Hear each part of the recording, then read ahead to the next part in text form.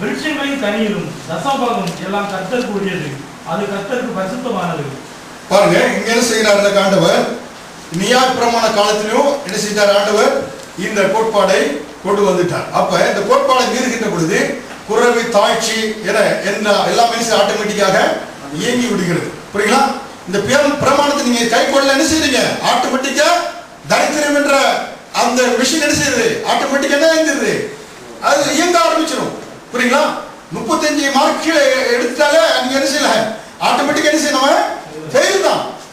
இது இயங்கி விடும் ஆட்டோமேட்டிக்கா. அப்ப தேவனுடைய பிரமாணத்தின்படி நம்ம இயங்கவில்லை என்றால் அது ஆட்டோமேட்டிக்கா என்ன செய்யும்? நம்ம வாழ்க்கையில செயல்பட ஆரம்பித்து விடும். அல்லேலூயா. அப்ப வானத்தின் மதம் உங்களுக்கு நேராக திறக்கப்பட்டிருக்கிறது என்றால் அப்ப பார்க்கின்ற பொழுது அதன்படியாக செயல்படுகின்ற பொழுதுதான் அந்த காரியம் இயங்கும். பாருங்க, 4வது அதிகாரம் 4 பார்ப்போம். ஆதியாகமம் 4:4. ஆதியாகமம் 4:4. ஆபேலும் தன் மந்தையின் தலையீட்டுகளிலும் அவைகளில் கொடுமையானவைகளிலும் சிலவற்றை கொண்டு வந்தார்.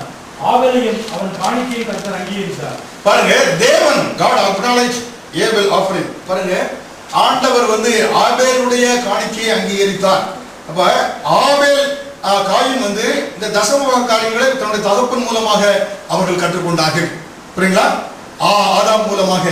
அதனாலே அன்றைக்கு கர்த்தருக்கு பாருங்க தசமபாகம் கொடுக்கக்கூடிய காரியத்துல அங்கே பிரச்சனை வர ஆரம்பித்தது. என்ன வந்துச்சு? ஜெலஸ். சகோதரனுக்குள்ள என்ன வந்துச்சு? பொறாமை வர ஆரம்பித்தது.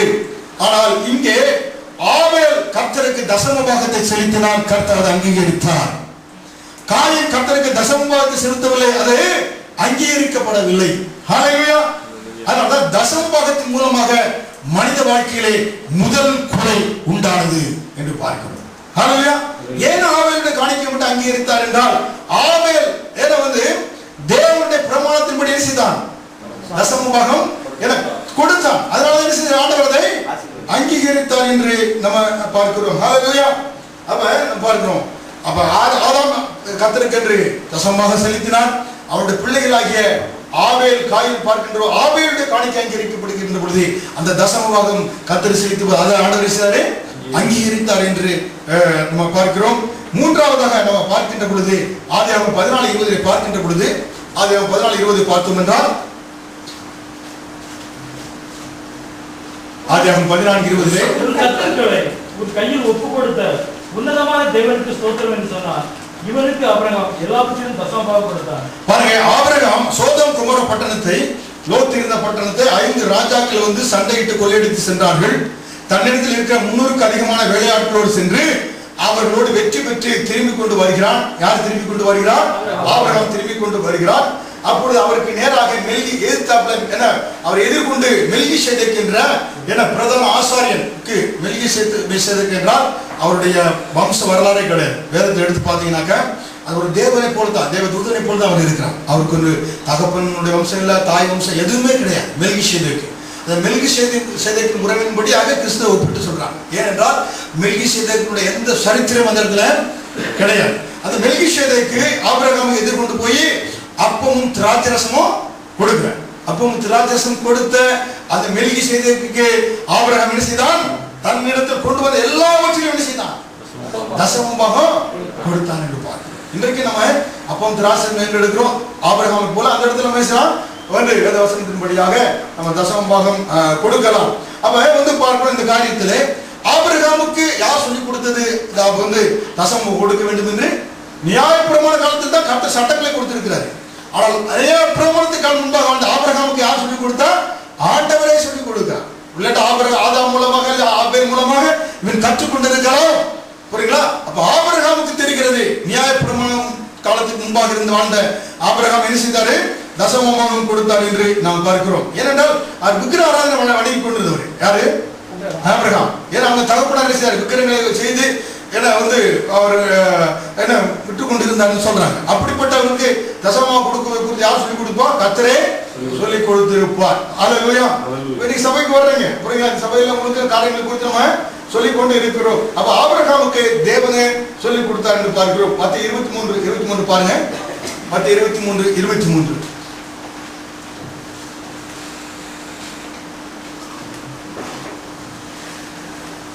மாயக்காரராகிய வேதபாரகரே, பரிசேயரே, உங்களுக்கு ஐயோ!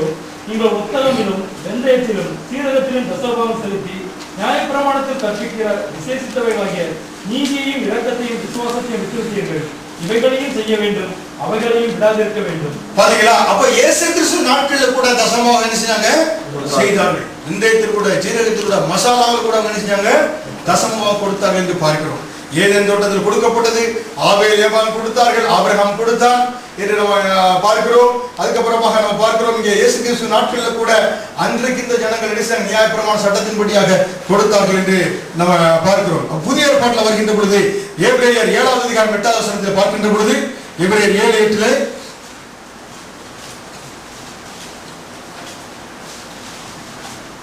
அங்கே மரிக்கிற மனுஷர்கள் தசமபாகம் வாங்குகிறார்கள், அங்கேயோ பிழைத்திருக்கிறான் என்று சாட்சி பெற்றவன் வாங்கினான்.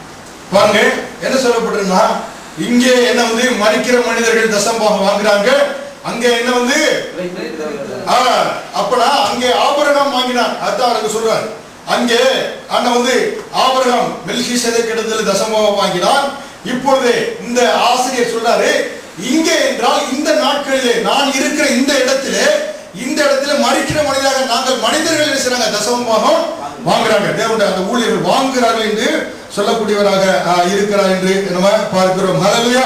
அப்ப என்னவென்றால் வந்து அப்ப அந்த நாட்களில் இயேசு கிறிஸ்துக்கு அப்புறமாக, இயேசு கிறிஸ்து மரித்து 35 வருடங்களுக்கு அப்புறமாக அந்த எபிரேய நிருபத்தை எழுதுற அந்த ஆசிரியருடைய நாட்களில் கூட மக்கள் நினைச்சாங்க இந்த நாட்களில் மரிக்கிறவருடைய தசமபாகம் வாங்குகிறார் என்று எழுதப்பட்டிருக்கிறார். அன்றைக்கு என்ன தசமபாகம் கொடுத்தார்கள் என்று நாம் பார்க்கிறோம். இன்றைக்கு உலகம் முழுவதும் நம்ம எடுத்து பார்க்கின்ற பொழுது சபையினுடைய ஸ்டாட்டிஸ்டிக்ஸ் என்ன புள்ளி விவரங்கள் எடுத்து பார்க்கின்ற பொழுது பெரும்பாலும் அநேக சபைகளிலே 20% மக்கள் தான் தசமபாகம் கொடுக்கிறார்கள். புரியுங்களா? அமெரிக்க தேச சபையிலும் சரி, ஏன்னா வந்து நல்ல செழிப்பா இருக்கிற சபைகளிலே மக்கள் அதிகமாக கொடுத்து செழிப்பு பெற்றுக் கொள்கிறாங்க. புரியுங்களா? அதாவது மக்கள் செழிப்பாக இருக்கிற காரணம் வேதவசனத்தின்படி. ஆனால் மற்றபடி பார்க்கின்ற பொழுது பெரும்பாலும் திருச்சபைகளில் 20% மக்கள் தான் நினைச்சாங்க தசமபாகம் கொடுக்கிறாங்க. 80% மக்கள் தசமபாகம் போடாதவர்கள் வாழ்க்கையில் ஆசீர்வாதங்களை பெற்றுக்கொள்ளாமல் இருக்கிறார்கள். ஏனென்ற காரணம் இது நம்ம கர்த்தருக்கு கொடுக்கிறோம் அப்படின்னு நினைக்கிறாங்க. யார் கொடுக்கிறோம்ட்டு? கர்த்தர் நமக்கு ஜீவனை கொடுத்து, ஆரோக்கியத்தை கொடுத்து, செழிப்பு கொடுத்து, சமாதானத்தை கொடுத்து, வேலையை கொடுத்து ஆண்டவர் நினைச்சாரு நமக்கு ஏன்னா வந்து சம்பாத்தியம் கொடுக்கிறார். ஹல்லேலூயா. ஏன்னா வந்து ஜீவனை கொடுப்பதனால தான் நம்ம என்ன செய்யறோம்? உழைக்கிறோம். புரியுங்களா? ஏன்னா வந்து ஆதாம் ஏவாளை போல ஆண்டவர் வந்து என்ன செய்ய மரத்தை நட்டினாரு, அதுக்கு பண்படுத்த சொல்றாரு, வேலையை கொடுத்து அதை பண்படுத்துன்னு சொல்லி. மரத்தை நட்டினவர் யாரு? அவர். நமக்கு ஜீவனை கொடுக்கிறவர் யாரு? அவர். நமக்கு வேலையை கொடுத்தவர் யாரு? ஆண்டவர். ஹல்லேலூயா. அதுக்கு நல்ல ஆரோக்கியத்தை கொடுக்குறாரு. ஆரோக்கியம் கொடுத்து நீ சம்பாதிப்பான்னு சொல்றாரு. ஒவ்வொரு மாதங்களும் அவர் என்ன செய்வார்? நீ தான் என் ஆசீர்வாதத்துக்கு பாத்திரம் என்று அங்கீகரிக்கிறோம் தசமபாகம் கொடுப்பது மூலமாக. ஹல்லேலூயா. அப்ப இங்க நம்ம பார்க்கிறோம் சங்கீதம் 50வது அதிகாரத்தில் சொல்றாரு, வசனம் 9 முதல் 15 வரை படிங்க. சங்கீதம் 50வது அதிகாரம் வசனம் 9 முதல் 15.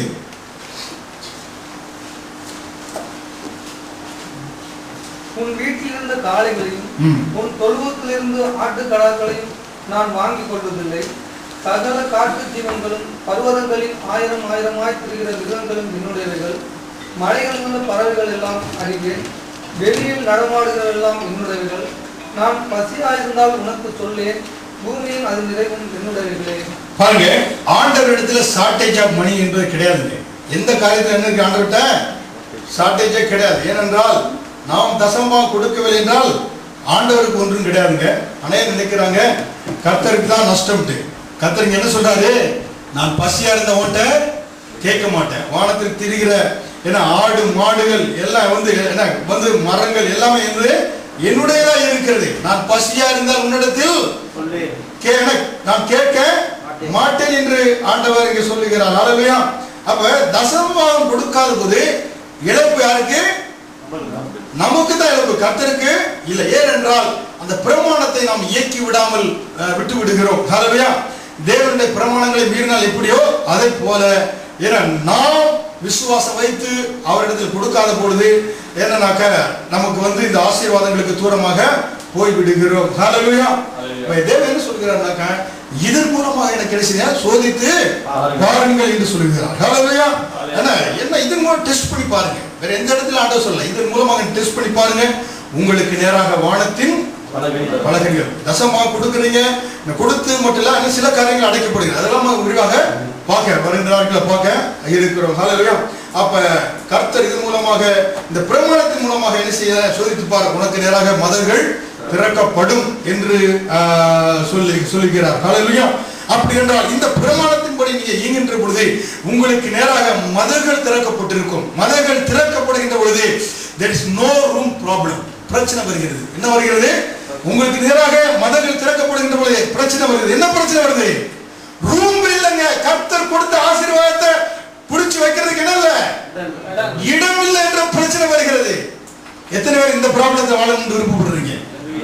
Room, there is no room ப்ராப்ளத்துல எத்தனை பேர் வாழ வேண்டும் விருப்பப்படுறீங்க? படுக்கிறதுக்கு ரூம் இல்லைங்க, இருக்கிற ஆசீர்வாதங்களை கொடுப்பதற்கு ரூம். ஹல்லேலூயா. இன்னைக்கு அப்படியே கர்த்தர் உங்களை ஆசீர்வதிக்க விரும்புகிறார். there is no room problem. ஹல்லேலூயா. எனக்கு ஆண்டவர் ஆசீர்வாதத்தை நிறைவா கொடுக்கிறாரு. இந்த ஆசீர்வாதத்தை வைப்பதற்கு எனக்கு என்ன இல்ல, இடம் இல்லைங்க, ரூம் பத்தலைங்க.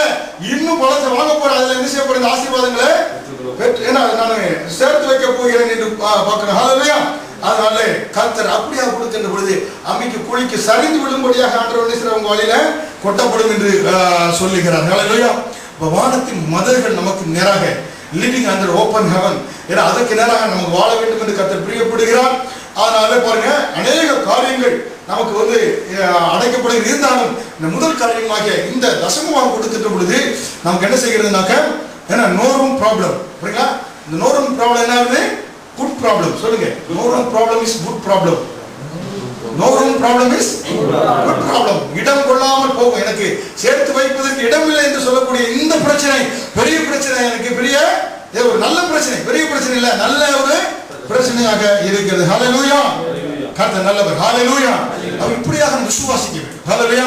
ஆண்டவர் நாமத்தில் விசுவாசித்து, ஆண்டவரே உம்முடைய நாமத்தில் விசுவாசிக்கிற ஆண்டவரே, இந்த வார்த்தைகளை நான் நம்புகிறேன் ஆண்டவரே, எனக்கு இந்த நோரும் ப்ராப்ளத்துகளை நான் வாழணுமாப்பா, என்னுடைய எல்லா காரியங்களிலும் செழிப்பு உண்டாகணும், வெற்றி உண்டாகணும், வாழ்வு உண்டாகணும், நிறைவு உண்டாக வேண்டும் என்று இயேசு நானே விரும்புகிறேன் அப்பா. ஹல்லேலூயா. அந்த இயேசு சொன்னாரு, நீங்க எல்லாம் சின்ன கருத்தில் கூட கரெக்டா இருக்கீங்க தசமமாக கொடுப்பதில்ல, ஆனால் அநேக காரியங்கள் நீங்க என்ன செய்யல, நீதி, இரக்கம், விசுவாசம் இவங்களை எல்லாம் செய்து விட்டீங்க, விட்டீங்க. அதனால நீங்க வானத்தின் மதகுகள் உங்களை என்ன செய்யப்பட்டிருக்கு, அடைக்கப்பட்டிருக்கிறது. அதனாலதான் பரிசேயரை சதுசேயரை நீங்க ஐயோ என்று ஆண்டவர் சொன்னார். ஐயோ என்று சொன்னால் அவர்கள் நிறைவான ஒரு ஆசீர்வாதத்தின் கீழாக வாழவில்லை என்று நம்ம பார்க்கிறோம். ஹல்லேலூயா. கர்த்தர் நமக்கு நேராக மதகுகளை திறக்கின்ற பொழுது, அதாவது அந்த ஃப்ளட் கேட்டை ஆண்டவர் திறக்கின்ற பொழுது சீறி பாய்ந்து வரக்கூடிய வெள்ளத்தை போல நமக்கு இருக்கக்கூடியதாக இருக்கிறது. ஹல்லேலூயா. இதான் ஆபிரகாமின் ஆசீர்வாதம். ஹல்லேலூயா. ஆபிரகாமின் ஆசீர்வாதம் இயேசு கிறிஸ்து மூலமாக கலாத்தியர் 3:14 படிக்கிறது. கலாத்தியர் 3:14.